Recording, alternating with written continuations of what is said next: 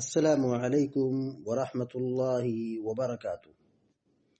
الحمد لله رب العالمين والعاقبة للمتقين والصلاة والسلام على أشرف الأنبياء والمرسلين نبينا محمد وعلى آله وصحبه أجمعين ومن تبعهم بإحسان إلى يوم الدين، أما بعد. فعن ابن عباس رضي الله تعالى عنهما في قوله عز وجل: وإن كنتم مرضى أو على سفر قال إذا كانت بالرجل الجراحة في سبيل الله والقروح فيجنب فيخاف أن يموت إن اغتسل تيمم. رواه الدارقطني موقوفا ورفعه البزار وصححه ابن خزيمة والحاكم. بلوغ المرام من ادلۃ الاحکام کی حدیث نمبر 114 ابھی آپ کے سامنے پڑھی گئی ہے. عبداللہ بن عباس رضی اللہ تعالی عنہما حدیث کے راوی ہیں، اور انہوں نے یہاں پر سورہ مائدہ آیت نمبر 6 کی او جاء احد منکم من الغائط او لامستم النساء فلم تجدوا ماء فتيمموا سعيدا طيبا اس کی تفسیر بیان کی ہے.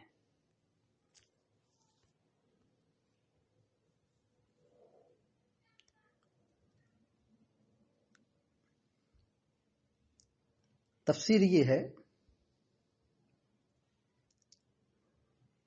کہ ہماری شریعت میں پانی نہ ملنے پر تیمم کی رخصت دی گئی ہے. تو پانی کا نہ ملنا یہ مجبوری ہے، اور اسی طریقے سے جو آدمی بیمار ہے اس کے لیے بھی اگر پانی کا استعمال خطرہ ہے، نقصان ہے اور بیماری بڑھ سکتی ہے یا آدمی مر سکتا ہے، تو اس کو بھی تیمم کا حکم دیا گیا ہے، تیمم کی اجازت دی گئی.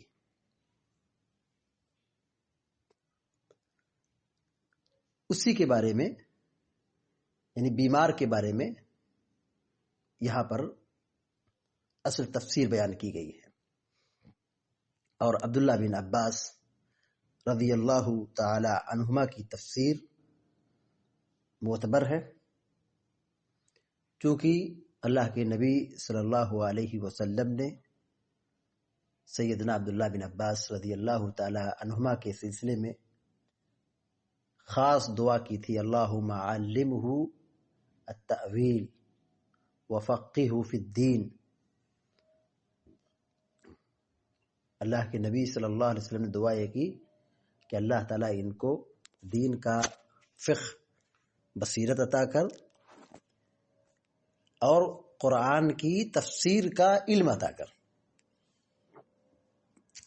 عبداللہ بن عباس رضی اللہ تعالی عنہما وَإِن كُنتُم مَّرَضَىٰ أَوْ عَلَىٰ سَفَرٍ وَإِن كُنتُم مَّرَضَىٰ أَوْ عَلَىٰ سَفَرٍ اس آیت کی تفسیر بیان کرتے ہوئے کہتے ہیں کہ اذا كانت بالرجل الجراحة في سبيل الله والقروح فيجنب فيخاف ان يموت ان اغتسل تيمم.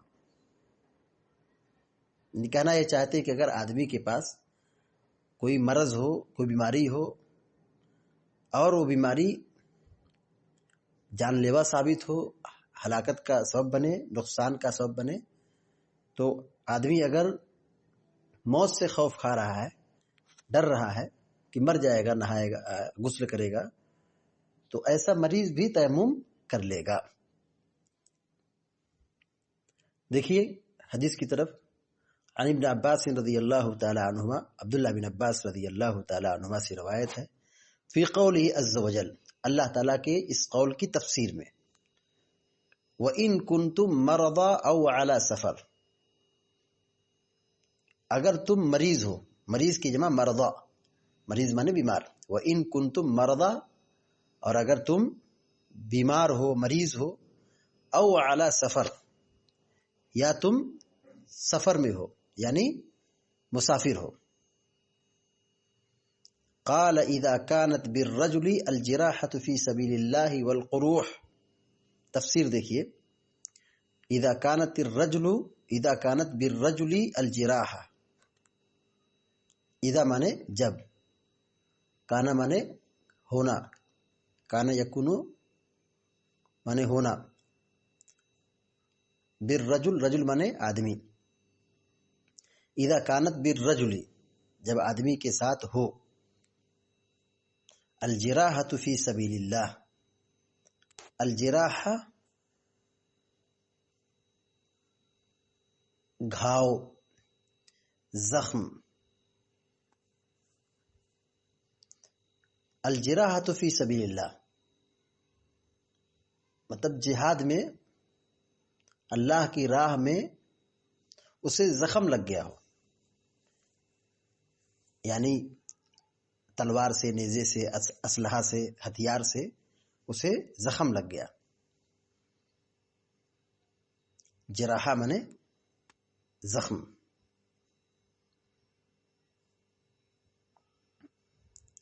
او القروح، قرح کی جمع قروح،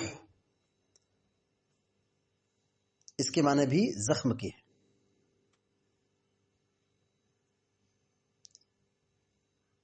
اللہ رب العالمین نے قرآن میں بھی یہ لفظ استعمال کیا ہے، ان یمسسکم قرح فقد مس القوم قرح مثل، اگر تمہیں زخم لگا ہے تو ٹھیک اسی طرح ایسے ہی ان لوگوں کو بھی زخم لگ چکا ہے، یعنی اشارہ جنگ احد کی طرف ہے کہ جنگ احد میں مسلمانوں کو زخم لگا، زخمی ہوئے، تکلیف ہوئی، اللہ تعالیٰ کہتا ہے کہ جیسے آج تمہیں تکلیف پہنچی ہے ایسے ان کو بھی اس سے پہلے تکلیف پہنچ چکی ہے۔ تو قرح کے معنی زخم، تکلیف۔ اذا كانت بالرجل الجراحة في سبيل الله والقروح، جب آدمی کو یا کسی شخص کو اللہ کی راہ میں کوئی زخم لگ جائے، والقروح یا گھاؤ لگ جائے، فیجنب، اجنبا یجنبو کی معنی ہوتا ہے جنبی ہونا، احتلام کا ہونا۔ جنبی ہونا مطلب اب اس کا غسل ٹوٹ گیا ہے، اس کو غسل کی ضرورت ہے، نہانے کی ضرورت ہے۔ اب یہ جنبی دو شکل میں آدمی ہوتا ہے، ایک یہ کہ آدمی کو احتلام ہو جائے، اور دوسرا ہے کہ آدمی اپنی بیوی سے ہم بستری کر لے۔ تو یہاں سفر کا معاملہ ہے، اغلب احتلام ہی ہوگا۔ بہرحال جو بھی کیفیت ہو، آدمی کو زخم لگا یا اس کو چوٹ لگ گئی، گھاؤ لگ گیا، اور پھر اس کے بعد رات میں اسے احتلام ہو گیا، فیجنب، وہ جنبی ہو گیا، ناپاک ہو گیا، یعنی اب اس کو غسل کی ضرورت ہے۔ لیکن مسئلہ یہ ہے کہ اگر وہ نہائے گا تو اس کی بیماری بڑھ سکتی ہے۔ فَيَخَافُ أَن يَمُوتَ، خاف یخاف مانے خوف کھانا، خاف یخاف خوف کھانا، ڈرنا، فیخاف وہ خوف کھاتا ہے، وہ ڈرتا ہے، ان یموت کہ وہ مر جائے، مات یموت مانے مرنا، ان یموت کہ وہ مر جائے، فیخاف ان یموت اسے ڈر ہے کہ کہیں موت نہ ہو جائے۔ ان اغتسل اگر غسل کرتا، ان مانے اگر، اغتسل یغتسل مانے غسل کرنا، نہانا، چونکہ جنابت کے بعد اسے غسل کرنا ہے، جنابت کی وجہ سے آدمی ناپاک ہو جاتا ہے، اس کا غسل ٹوٹ جاتا ہے، اسے نہانا پڑے گا۔ اب مسئلہ یہ ہے کہ اس کو زخم لگا ہے، اس کو تکلیف ہے، گھاؤ لگا ہے، اگر نہائے گا تو ظاہر سی بات ہے اسے نقصان ہوگا، خطرہ ہے، اور ایسا نقصان کہا فیخاف ان یموت، وہ ڈرتا ہے کہ کہیں موت نہ ہو جائے، فیخاف ان یموت، وہ خوف کھاتا ہے کہ مر جائے، یعنی اسے موت کا ڈر ہے، موت کا اندیشہ ہے۔ ان اغتسل، اگر اس نے غسل کیا، غسل کرے گا تو مر جائے گا، اور ایسا ہوا بھی ہے۔ صحابہ کرام ایک سفر پر تھے اور ایک صاحب کو سر میں چوٹ لگی، زخمی ہوئے، اور رات میں ان کو احتلام ہوا، اور پھر انہوں نے پوچھا کہ کیا میرے لیے کوئی رخصت ہے کہ میں تیمم کر لوں کیونکہ میرے سر میں چوٹ لگی ہے؟ لوگوں نے کہا نہیں، تم پانی پاتے ہو اور پانی استعمال کر سکتے ہو، سر میں چوٹ لگی تو کیا ہوا، تم غسل کر سکتے ہو۔ اور انہوں نے غسل کیا اور پھر نہانے کے بعد ان کا انتقال ہو گیا۔ تو چوٹ اور زخم جب سر میں ہو تو پانی وہاں لگے گا، یا جس میں کسی حصے میں اگر شدید چوٹ ہے تو وہاں پانی لگے گا تو آدمی کو تکلیف ہوگی، زخم بڑھ سکتا ہے، بیماری بڑھ سکتی ہے، یا آدمی کا انتقال بھی ہو سکتا ہے۔ فَيَخَافُ أَن يَمُوتَ إِنِ اغْتَسَلَ، وہ ڈرتا ہے موت سے، یا موت کا اندیشہ ہے، ان اغتسل، اگر اس نے غسل کیا، ان مانے اگر، اغتسل مانے غسل کیا، ان اغتسل اگر اس نے غسل کیا، یعنی اگر غسل کرے تو غسل کرنے کی صورت میں مر جانے کا خطرہ ہے، مر جانے کا اندیشہ ہے۔ عبداللہ بن عباس رضی اللہ تعالی عنہما کہتے ہیں تیمم، تفسیر کیا بن کہتے ہیں؟ تیمم، تیمم یتیمم مانے تیمم کرنا، ایسا آدمی کیا کرے گا؟ تیمم کرے گا، یعنی جو شخص جنبی ہو جائے اور اس کے جسم میں شدید زخم ہو اور وہ غسل کے نتیجے میں موت سے خوف کھاتا ہے، اندیشہ ہے، تو عبداللہ بن عباس رضی اللہ تعالی عنہما کی تفسیر وَإِن كُنتُم مَرْضَى أَوْ عَلَى سَفَرٍ، قرآن کی جو آیت ہے کہ اگر تم مریض ہو، بیمار ہو یا مسافر ہو اور پانی نہیں ہے تو کیا کرو؟ تیمم کرو۔ عبداللہ بن عباس رضی اللہ تعالی عنہما کی تفسیر یہی ہے کہ بیمار آدمی یا اسی طریقے سے جو مسافر آدمی ہے، پانی نہیں پاتا ہے، تو وہ کیا کرے گا؟ تیمم کرے گا۔ رواہ الدارقطنی، امام دارقطنی رحمہ اللہ نے اس حدیث کو بیان کیا ہے موقوفاً، موقوف یعنی یہ روایت کیا ہے؟ موقوفاً مروی ہے۔ موقوفاً مطلب کیا ہوا؟ عبداللہ بن عباس رضی اللہ تعالی عنہما کی یہ تفسیر ہو گئی، مطلب حدیث نہیں ہے بلکہ عبداللہ بن عباس رضی اللہ تعالیٰ عنہ کا یہ قول ہے، ان کی یہ بات ہے، یعنی حدیث نہیں ہے، پیارے نبی صلی اللہ علیہ وسلم کا فرمان نہیں ہے۔ تو امام دارقطنی رحمہ اللہ نے اس کو موقوفاً ذکر کیا ہے، یعنی عبداللہ بن عباس رضی اللہ تعالیٰ عنہ کی یہ تفسیر ہے، نبی صلی اللہ علیہ وسلم کا فرمان نہیں ہے۔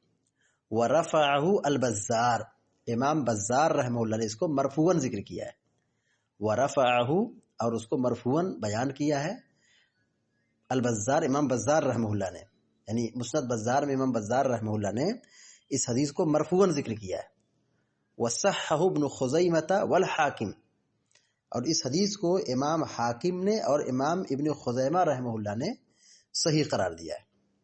یعنی اس حدیث کے بارے میں اہل علم کی دو رائے ہے، ایک یہ ہے کہ عبداللہ بن عباس رضی اللہ تعالی عنہما کی یہ رائے ہے، عبداللہ بن عباس رضی اللہ تعالی عنہما کا یہ قول ہے، موقوفاً ہے، امام دارقطنی کا موقف یہی ہے۔